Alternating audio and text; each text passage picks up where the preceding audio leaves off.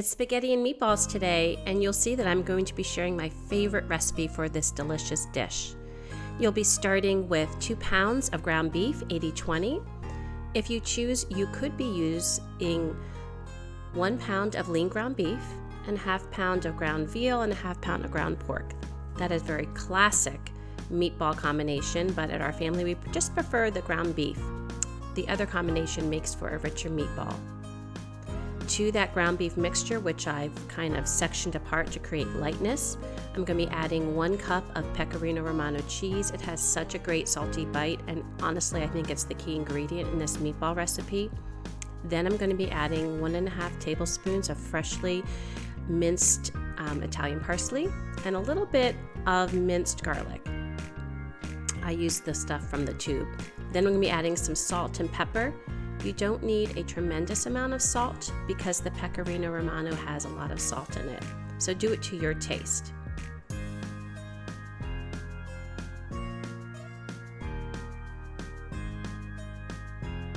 Next, I'm going to be adding 2 large eggs beaten. And the next step is going to involve some patience. You'll see that patience is required throughout this recipe. With a fork, my favorite tool for this next step, I'm going to be incorporating all of those ingredients into the meat. Take your time with this, being sure to incorporate all those different parts so that they are spread throughout the meat that you have chosen. Make sure and check underneath, because a lot of times the Pecorino Romano will pool underneath and you want to lift it up and get it incorporated. Taking these extra steps for this part of the recipe will ensure that every bite of your meatballs are delicious and tasty, and it'll help make your next step definitely easier. The next step will be involving some breadcrumbs, 2 cups to be exact.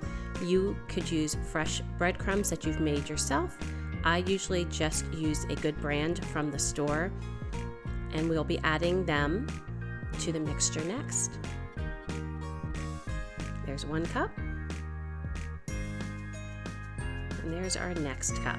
It may seem like a lot, but the breadcrumbs, in addition to the Pecorino Romano, are actually one of the key components of this recipe that creates a most tender meatball and delicious.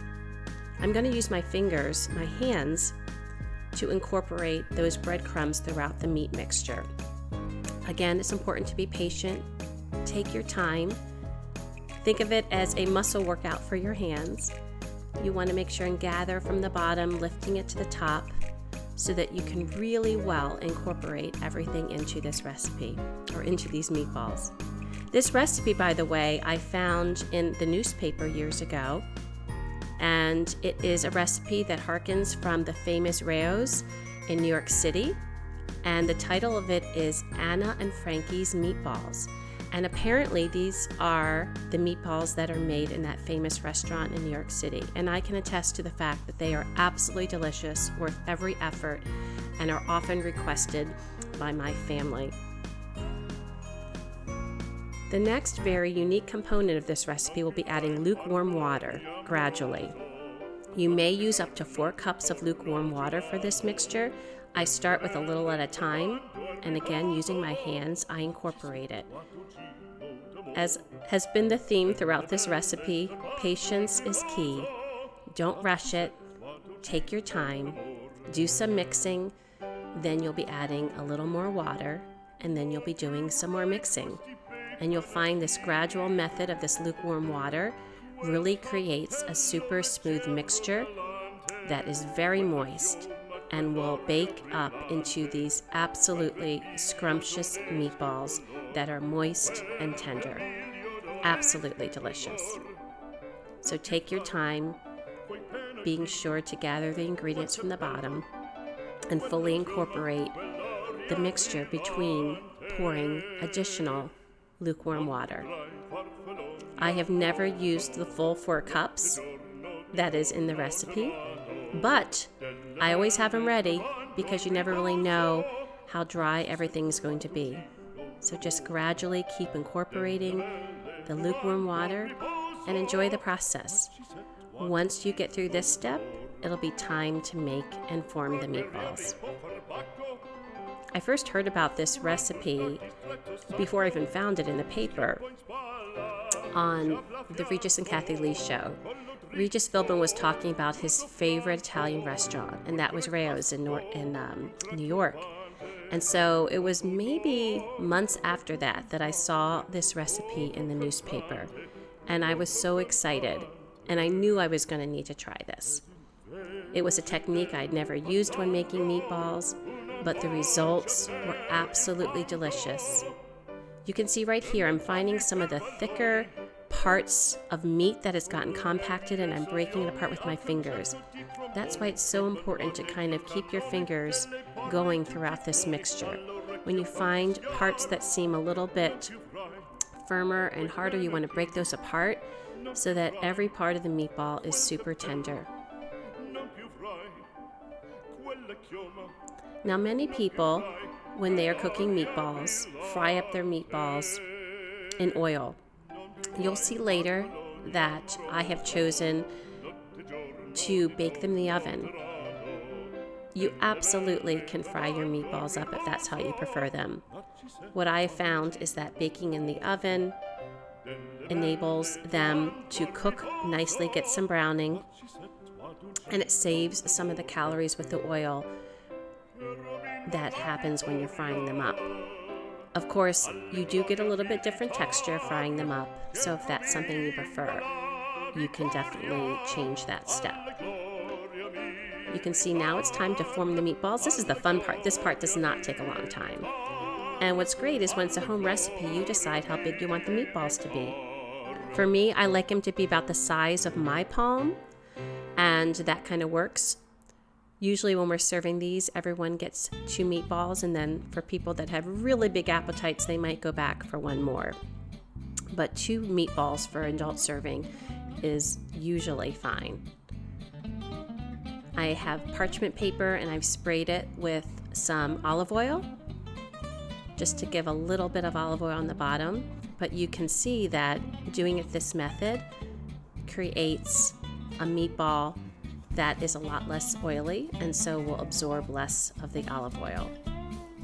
Later, you'll see that I'm going to be simmering these meatballs in my sauce for hours. That's one of the ways I've always liked to have meatballs and spaghetti. So I feel like skipping the frying the meatballs in a pan really works, because we're going to be having them simmer in sauce for hours, and that's where the real magic begins. You'll want to make sure that your oven is set for 400 degrees. The meatballs will be cooking for about 10 to 15 minutes until they're lightly brown. Since I'm going to be putting these in the sauce and simmering them for hours, it's not so important to make sure that the meatballs are absolutely cooked through, because they will finish their cooking if they're not done in the sauce. Making progress now. This is a great step to have kids help with. I always think that having our kids help with the cooking enables them to be part of the process, and they look forward to eating their hard work. All the meatballs are done, so I'm just going to spray them lightly with some olive oil spray before I pop them into a 400-degree Fahrenheit oven. In they go. I have a convection oven, so I feel like that does contribute to a little more browning. If you have convection, make sure you have it on. They are done now. It's time to take them out. Oh my gosh, they look so good. I would be tempted to dig right in, but the next step is really important, and that's putting in the sauce that's been simmering. I like to use my slow cooker for this, have the sauce all ready to go, and I'm going to dip them in, and when they are done, look at that. Oh my goodness, the flavor from the meatballs goes into the sauce, flavoring your simple marinara even more. Next, you'll want to get your pasta cooked. We like to use thin spaghetti. You want to make sure not overcook it. And then the important step, toss some of that spaghetti with the sauce first before you plate it. Then you're going to put some on your plate, add your meatballs, Absolutely scrumptious. I'm telling you, your friends and family will be asking for more. These are the best meatballs you will have ever tasted. Thank you for visiting my channel.